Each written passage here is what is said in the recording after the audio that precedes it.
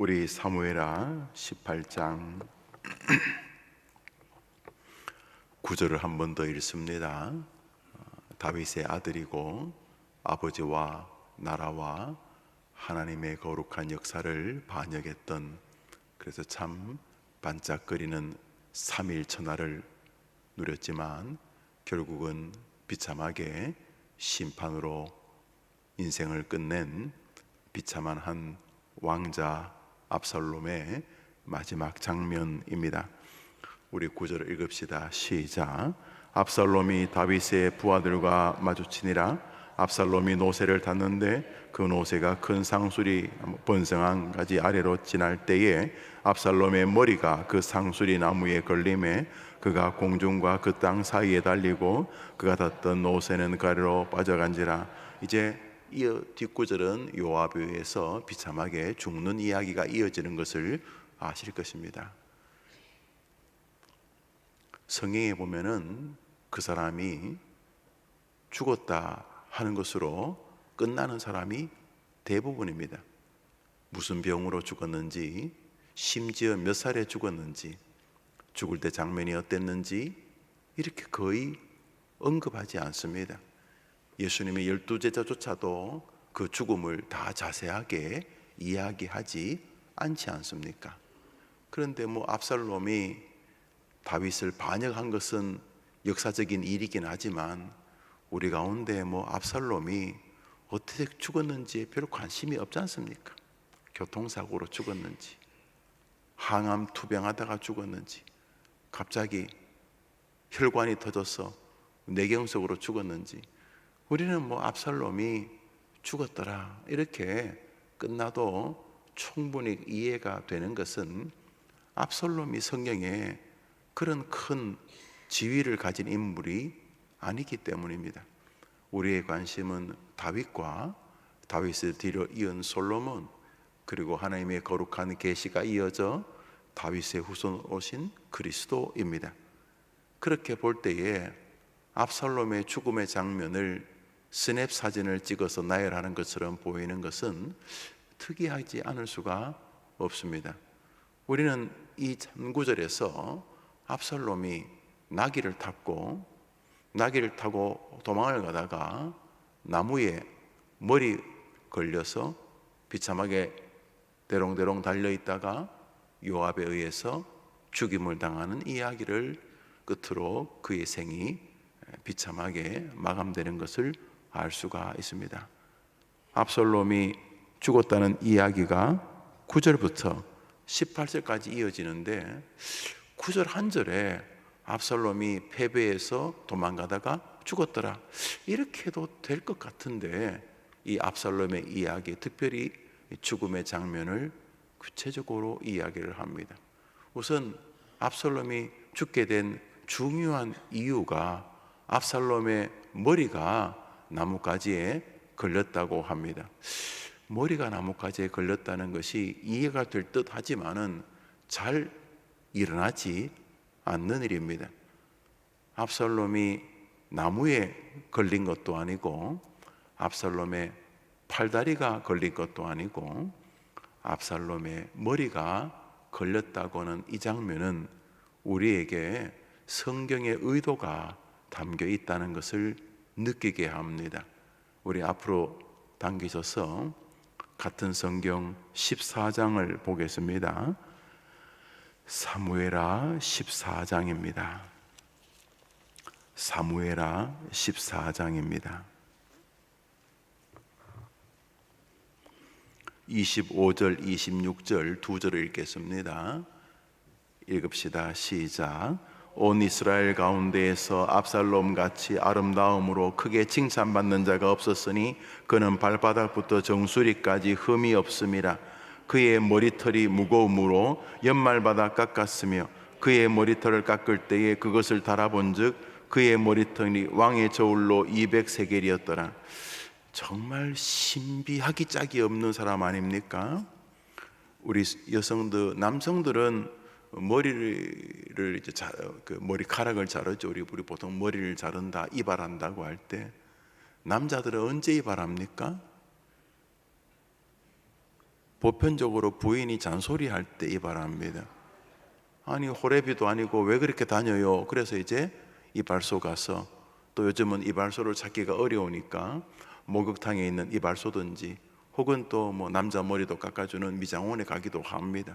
그래서 남성들도 뭐 아니라고는 할 수 없겠지만 뭐 엄청난 기분이나 분위기 환경 때문에 이발을 하기보다는 저 거울 보면서 흰머리가 늘었네, 염색을 할까, 귓등을 머리가 덮었네, 덥수룩하네, 뭐 이렇게 또 아내나 또 자녀들이 한 소리를 하면 아이고 그래 내 머리까지 내 늙음을 재촉하는 것을 증명하면 안 되겠지 하면서 이렇게 이발을 합니다만, 여성분들은 좀 다른 것 같아요.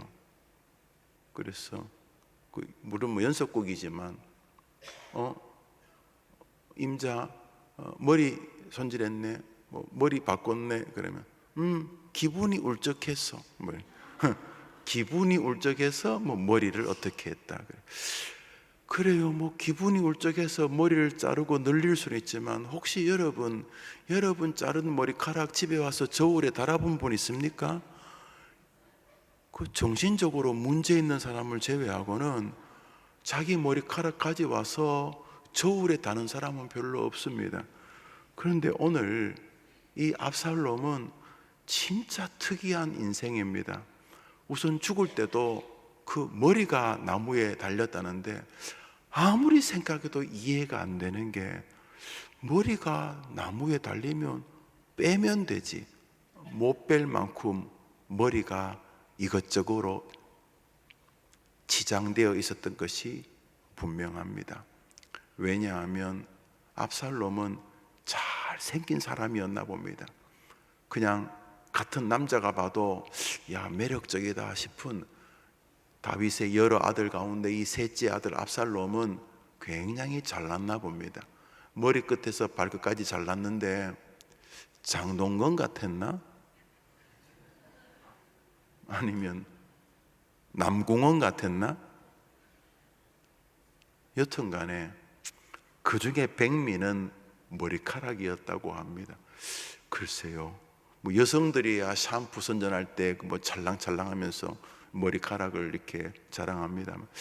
남자 머리카락이 광고로 쓰인 것이 있는가 새벽에 오면서 잠 생각해 봤는데 기억나지를 않습니다. 그런데 이 압살롬은 머리카락이 참 자랑스러웠던 것 같습니다.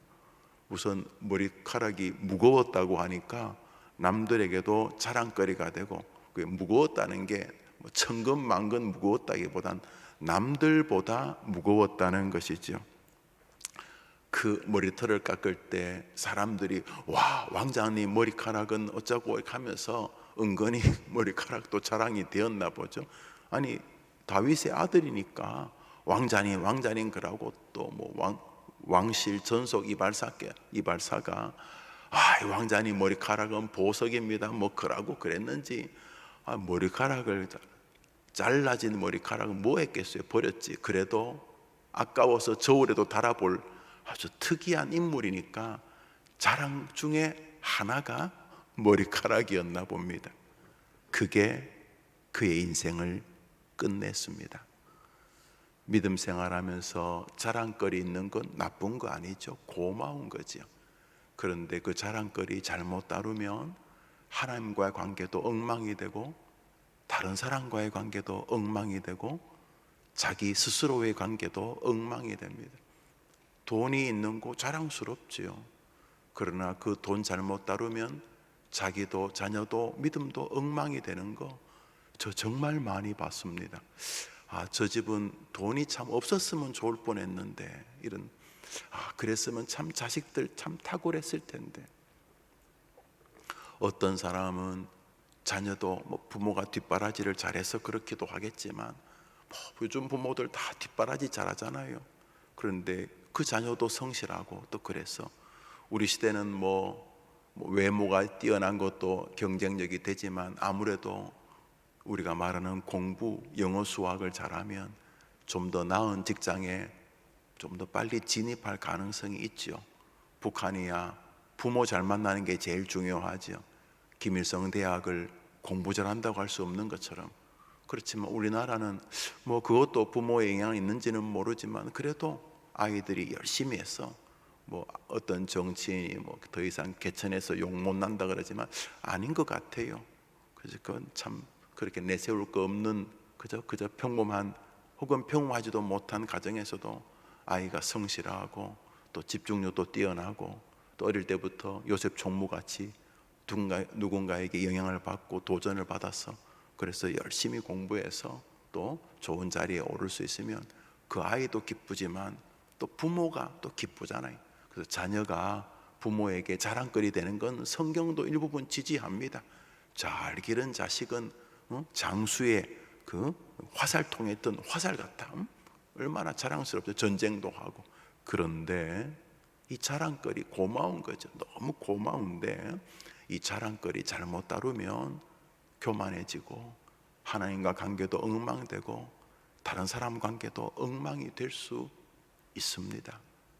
있어요.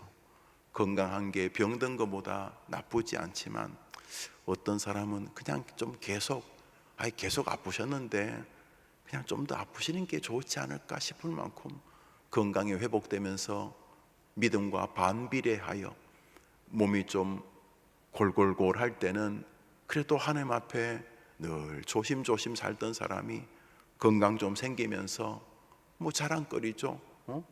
죽다가 사는 거 얼마나 좋은 일입니까만 그 자랑거리가 그냥 믿음에서 파선하는 계기로 이어질 수 있다는 것을 여러분도 알고 34년간 목회하면서 너무 많이 봤습니다. 그래서 교회가 은혜 안에 있는 거 너무 고맙지만 교회가 이렇게 뭐 조금씩 성장하고 번성하고 이렇게 좋을 때 조심해야 되는 것입니다. 왜냐하면 자랑거리가 우리들의 목을 조을 수 있기 때문인 것입니다.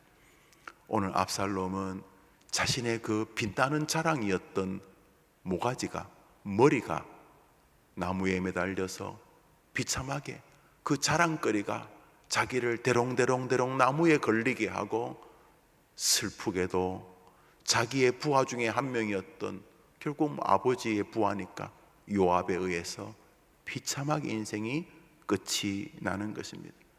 한번 따라 해볼까요? 선줄로 생각하는 자는 넘어질까 조심하라. 오늘자 날주 고린도후서 11장을 보겠습니다. 오늘자 날주 고린도후서 11장입니다.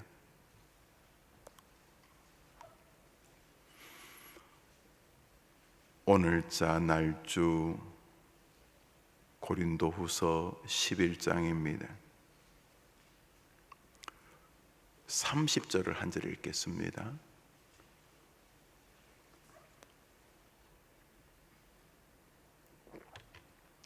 읽읍시다. 시작. 내가 부득불 자랑할진대 내가 약한 것을 자랑하리라. 바울은 진짜 자랑할 게 많은 사람입니다. 그 당대 최고의 학위를 가진 사람이거든요. 제가 공부할 때에 이제 제가 다니던 학교가 스코틀랜드 시골에 있었습니다.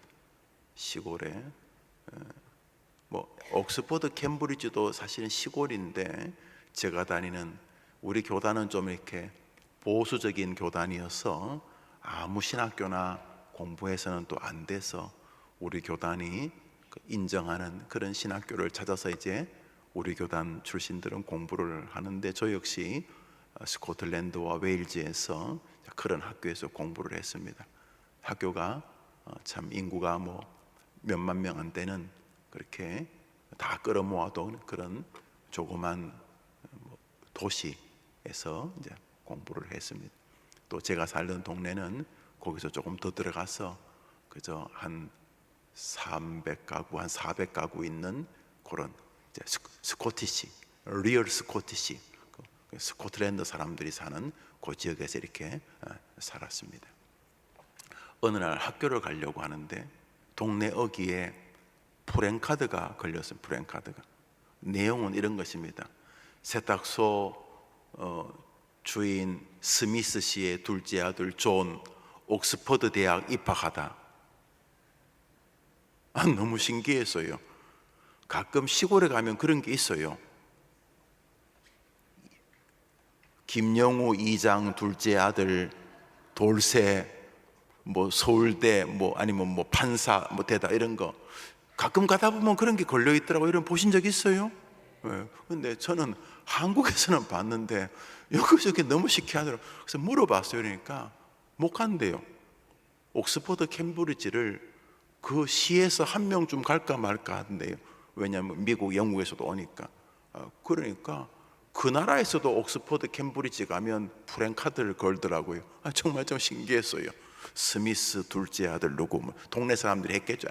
동네 사람이 했는지 자기가 했는지는 모르겠습니다만 그렇게 했어요. 2000년 전에 바울은 옥스퍼드, 캠브리지, 하버드를 끌어모은 것보다 더 대단한 가말리엘 교수의 제자였습니다. 그 자랑거리였어요. 근데 로마 시민권도 있네. 그러면서도 정통 이스라엘 사람이었어요. 그러니까 로마에서도 인정받고 공부도 엄청나게 많이 하고 부모를 잘 만난 것 같아요. 거기다가 또 이스라엘 사람 입장에서는 이스라엘 초대 임금 11번째 요셉 야곱의 11번째 아들 베냐민 지파로서 정통 아브라함의 후손이, 이 사람은 자랑거리가 많은 사람이었어요. 그 자랑거리가 자기가 가진 신앙은 최고다라는 결론에 도달한 것 같아요. 그래서 스데반이라는 자기가 볼 때 별 볼 일 없는 집사 하나가 자꾸 예수가 하나님이다 그러니까 돌로 때려 죽여버린 거예요. 네가 신학을 뭘 알아 이러면서 그 시대 학문은 신학이니까 모세 오경을 비롯해서 저게 안다고 그러면서 돌 때려 죽여버린 거예요. 이 강력한 종교적 확신인 거죠. 유형은 좀 다르지만 자수성가형의 성도들에게 이런 게 좀 보여져요. 좀 이렇게 약간 시간을 당신 생각에 좀 낭비한다고 보여지는 자식, 아니면 다른 사람을 좀 하등하게 보고 저렇게 하니까 인간 안 되지 그럴 수도 있죠. 그런데 꼭 그런 건 아니거든요, 살면서. 그러나 본인이 그 어려움에서 헤치고 나와 그 자리까지 갔기 때문에 아무래도 기준이 자신의 시간 사용, 자신의 판단력 이런 것들이 될 수가 있어요. 과도하지 않으면 나쁘지 않는 거죠. 그런데 성경 말씀에 의하면 자랑거리는 늘 위험성과 붙어 있습니다. 바울이 이 잘난 사람이 주님의 은혜를 체험하고 깨달은 게 하나 있습니다. 나는 자랑할 것이 없다는 것입니다. 저 말은 자랑할 것이 있다는 것처럼 보이지만 자세히 읽어보십시오. 내가 부득불 자랑할진대 자랑하라고 한다면 나는 골골골거리고 목사인 줄 알고 떠들지만 한쪽 구석에서는 여전히 죄가 있는, 바울이 말하죠. 오호라 나는 곤고한 사람이다. 지금 강단에서 이렇게 설교하고 잘난 믿음이 있는 척 하지만 내 한쪽에는 여전히 죄가 있다. 물론 나도 주님 사랑하지. 그렇지만 여전히 내게는 죄가 있다. 나는 죄인 중에 괴수다. 이런 거 부끄러운 거잖아요. 자기 고백 부끄러운 거. 내가 자랑할 게 없다 이 말입니다. 자랑하라고 하면 나는 여전히 허접한 인간입니다. 나는 지금도 남은 병을 고칠지 모르지만 기도해서 내 병은 전혀 고치지 못하는 나는, 남은 어떻게 하지만 내 코는 석자인 나는, 여러분들이 볼 때 저래 한심한 목사가 다 있나, 아니 남 고치기 전에 니라 고쳐라 인간아 라고 할 만큼 나는 부실한 존재입니다. 왜 저렇게 말하는 걸까요? 그는 깨달았습니다. 자신에게 조금이라도 좋은 것이 있다면 그것은 약한 자기를 긍휼히 여기신 하나님이 주신 선물이라는 것을 알았던 것입니다. 여러분, 자랑질하는 압살롬은 징계하시고 자랑질로 교만한 우리들은 놔두실 것 같습니까? 하나님이 선택적으로 사람을 다루실 것 같습니까? 아닙니다. 어제나 오늘이나 영원토록 하나님은 겸손한 자는 높이시고 교만한 자는 짓밟으시는 것입니다. 무릇 주 안에서 자기를 낮추라. 그리하면 주께서 높이시리라. 교만은 패망의 선봉이요 거만함은 넘어짐의 앞잡이니라. 이 성경이 우리를 요행스럽게 비켜날 것 같습니까? 그래서 우리는 오늘도 주님의 은혜 아래에서 압살롬의 그 자랑거리 머리를 생각하게 되는 것입니다. 복된 아침입니다. 월요일, 물론 우리는 주일을 시작으로 한 주를 시작하죠. 달력이 그렇게 되어 있죠. 달력이 주일, 월, 화, 수, 목, 금 하고 달력 끝이 토요일이죠. 예. 근데 또 이상한 사람은 그 달력을 또 그렇게 안 만들더라고요. 월요일부터 이렇게 하여튼 참 이상한 사람들 많아요. 기독교가 싫은가 봐요. 그래서 월, 화, 수, 목, 금, 토 주일을 제일 끝에 갖다 놨더라고요. 왜 그렇게 힘들게 사는지 몰라요. 그래서 우리가 주일이 한 주일의 출발입니다. 주님이 안식구 첫날 부활하셨기 때문에 우리는 안식구 첫날을 높이는 거죠. 과거의 토요일이 아니라. 그래서 우리는 한 주일의 첫날을 주님께 바칩니다. 그리고 주님을 경배합니다. 주님을 찬양함으로 예배를 시작하지 않습니까? 인생을 시작하죠.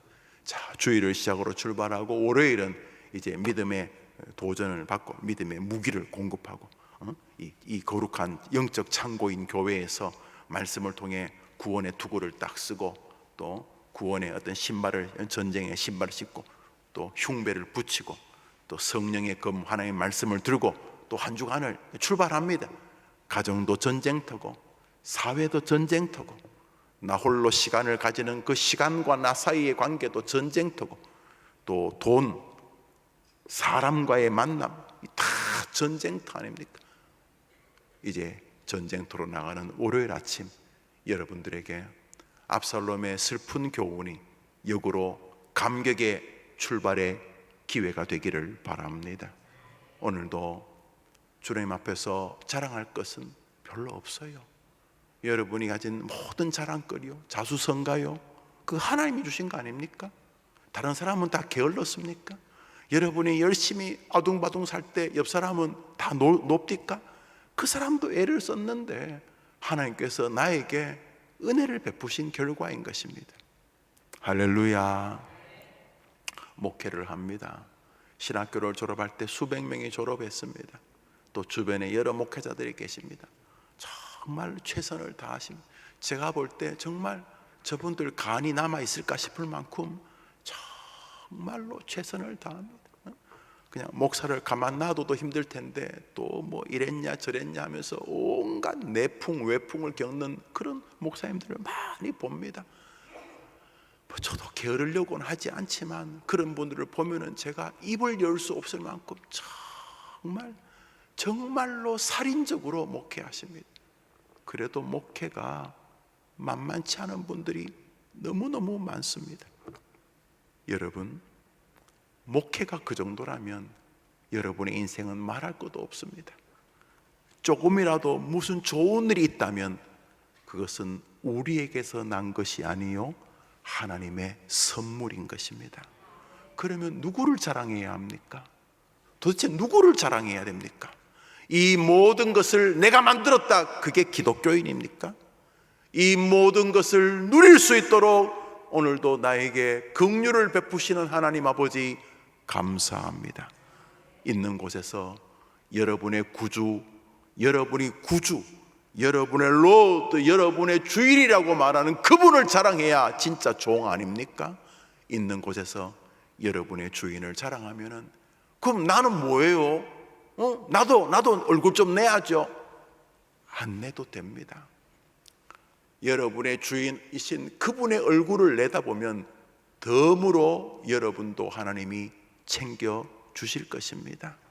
압살롬 이 어리석은 인간이 날마다 얼마나 머리에 공을 들였던지 몸의 3분의 2가 머리가 아니었나 싶어요. 뭐 금으로 뭐 머리 장만하고 막 막 머리에다가 뭐 온갖 돈을 그냥 쳐바르고 금을 쳐바르고, 그래서 자기 자랑이 머리카락에서 남들이 보이는 거예요.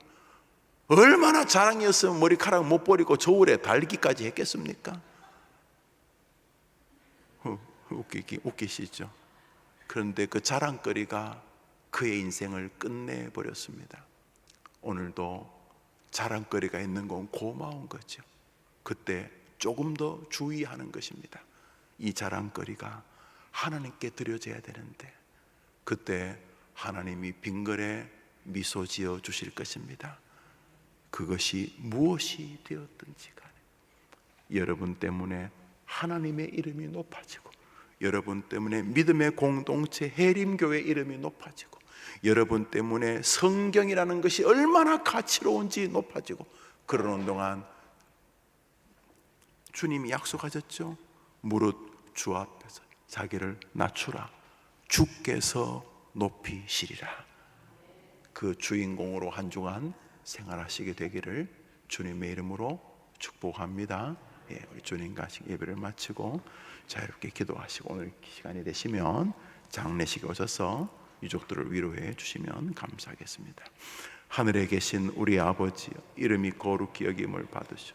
나라의 마옵시며 뜻이 하늘에서 이룬 것 같이 땅에서도 이루어지이다.